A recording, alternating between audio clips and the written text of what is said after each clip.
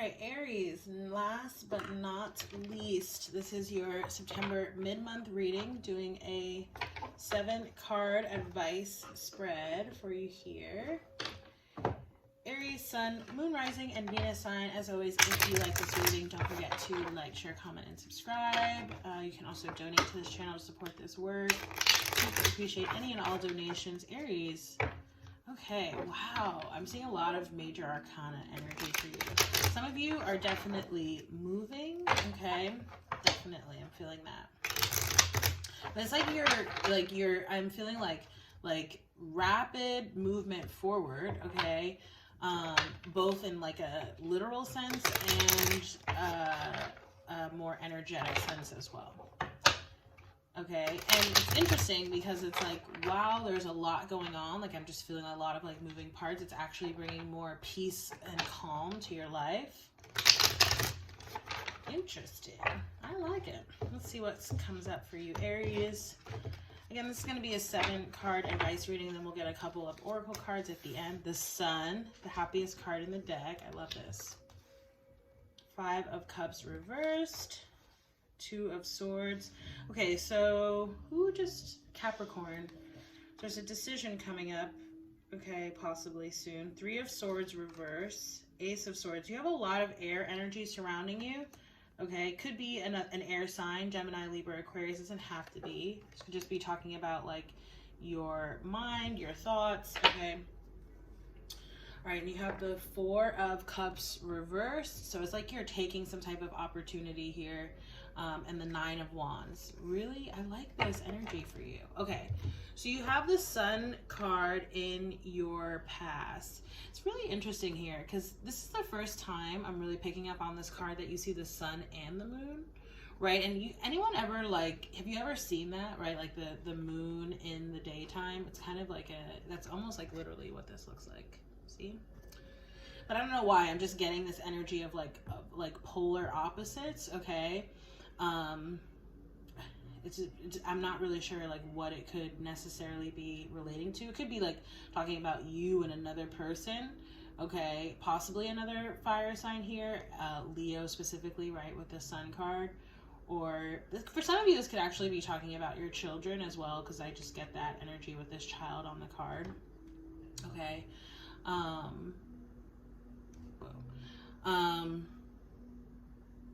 But yeah, I'm also just getting this energy of like literally, you know, the passing of summer, right? The sunshine season. Gosh, I can't even talk. Okay, let's kind of move on here because I feel like there's a message here in terms of like choosing to sort of embody. It's interesting because who just had this? Taurus. It's like the energy of your reading is very like subconscious. Like it's not necessarily so obvious. Okay, so in your present you have the 5 of Cups reversed.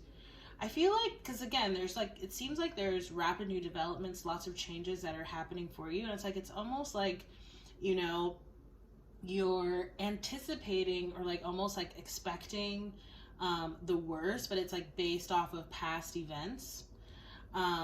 You know, so just be careful with that, right? Because like where we place our thoughts, right, that's where the energy sort of goes. So we don't want to recreate anything that we don't want. I do feel like it's like, you know, again, there's like something happening below in your subconscious, right, that you're almost, it seems like you're experiencing some type of perspective shift, because I almost feel like it's almost like this energy in the past of, you know, expecting the worst or not thinking that things would sort of work out. That's literally what would happen. So it was like almost like self-fulfilling kind of prophecies there. So I feel like, again, it's like you're sort of like, okay, well, let me try this another way. Let me try to hope for the best. Maybe that's what this Sun is about, is maybe let me try to hope for the best. Let me imagine the best possible outcome and see what happens as a result, okay? And that seems to be where this decision-making energy is coming from as well.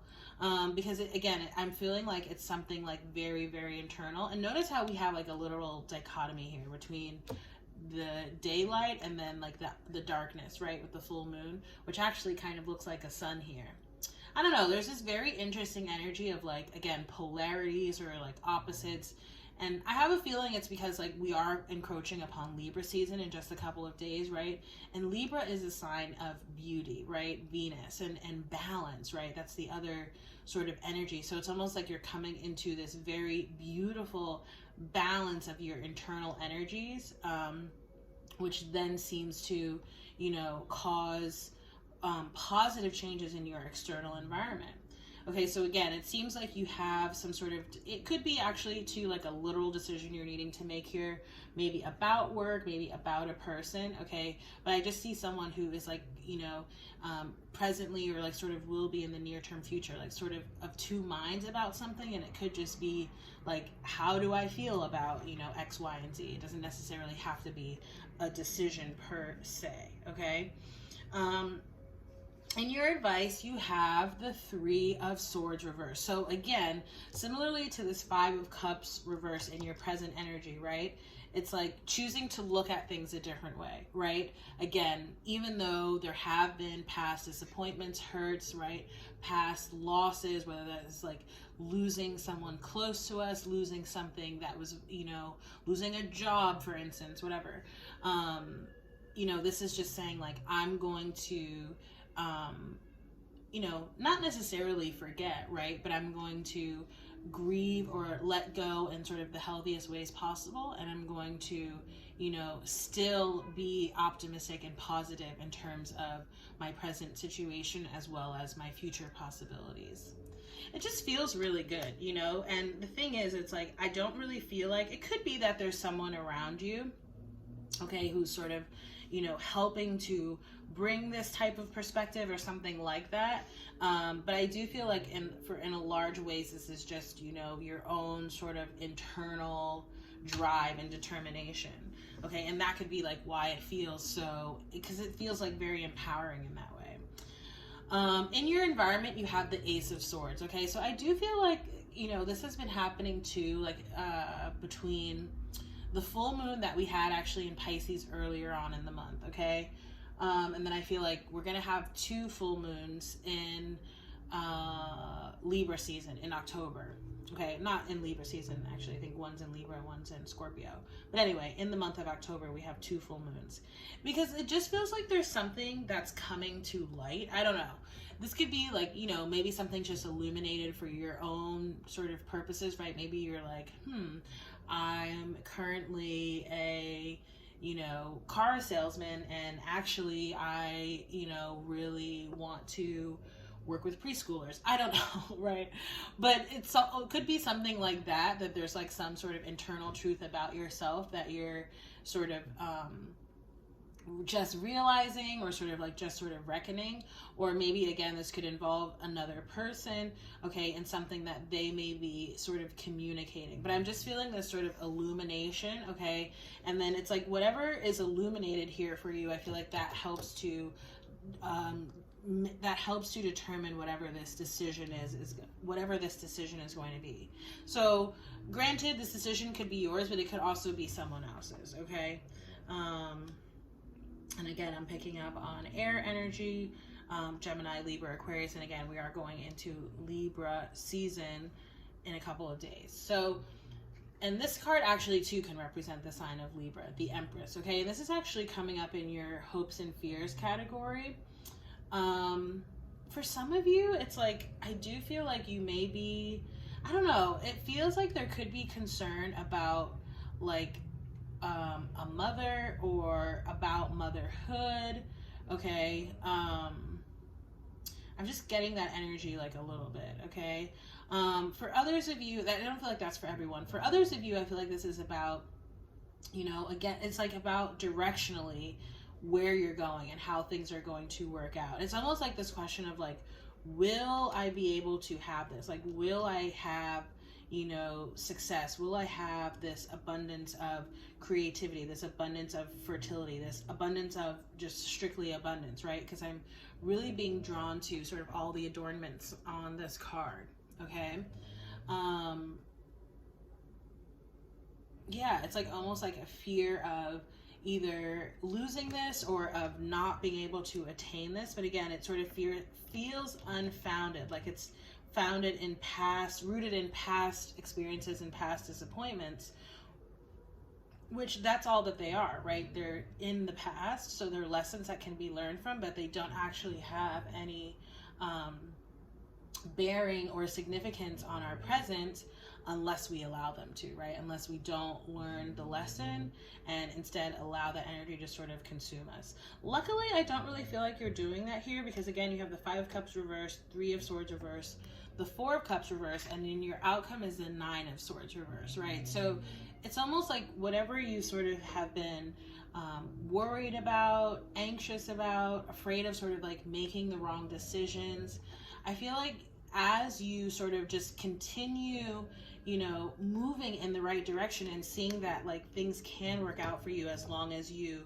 know, pay attention and listen to yourself and to your inner guidance, okay, that it's going to be okay, you know, and that you really don't have anything to worry about here, right? And also like in some ways too, this is about realizing that like not everything in our lives is meant to necessarily be permanent, right? I'm just being drawn to what's crumbling here in the background, but it's like the things that have already served their purposes in our life, we can afford to let them go, right? So that we can welcome in new things, all right? Okay, let's get your numerology guidance, Aries.